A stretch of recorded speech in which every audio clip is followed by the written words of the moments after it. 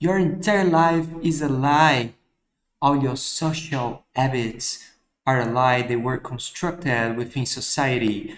All the behaviors you have, all the things you think are right or wrong, they were just put it inside of you because of society. And I'm gonna tell you a little bit about this. I wanna talk with you about this. Check selfie, check selfie. The thing is, in Japan, they passed millennials, thousands of years without drinking anything but tea. They never ever liked drink coffee. And the thing is, nowadays they drink coffee. They are coffee addicted, coffee lovers, like the whole world. How could they made people that whole society change its values so they would like something they were not liking for thousands of years? Think about this. If they could change this big picture of thousands of years in just one or two whole generations, and we are just one single generation, tell me, why should all the things we believe in about society, about what we are doing in culture, be right or wrong? The thing is, I'm going to talk a little bit about how they made it, so we can take some conclusions, maybe. Let's go. The thing is, the easiest way to change a whole society cultural cycle is starting at the people that are more moldable. They started trying to make the adult people, the bigger people, like coffee by just showing it to them. Start like, hey, we love coffee. Would you take some coffee? And they tasted it and, oh no, no. Well, this was the first try. And then they tried to put some of that normal marketing in this, and it's just not working. And then they thought, oh, what can we do? Adults are not drinking. So we should try something else. Let's try the kids. The kids are more moldable. So how they did it? They took the best sweets they could and flavored them with coffee. So this new generation started associating the flavor of coffee with the sweets. When this whole generation starting become adults, the flavor, the taste, the smell of coffee started being nostalgical for them, remembering good times of their childhood. And then you have a whole new generation of now big people that are having nostalgic feelings for coffee. So they are open to try, and drink things with coffee. And then that's it. This new generation started drinking coffee. And then they, more or less, here and there, become addicted to coffee because coffee is, we became addicted to coffee because of all this chemical stuff and whatever. So the thing is, the whole society for thousands of years were not drinking coffee. They were not drinking coffee at any cost.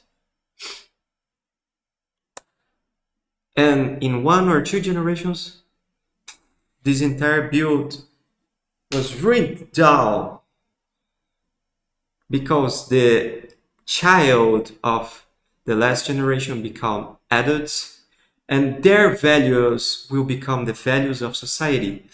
And then after this generation, I think in the 50s, 1950s, after this generation, The next ones were normally more open to drink and taste coffee because now it's a culture.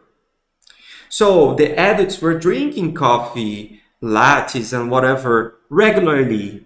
So child would drink a little bit here and there, maybe taste this, seeing big people they love drinking it.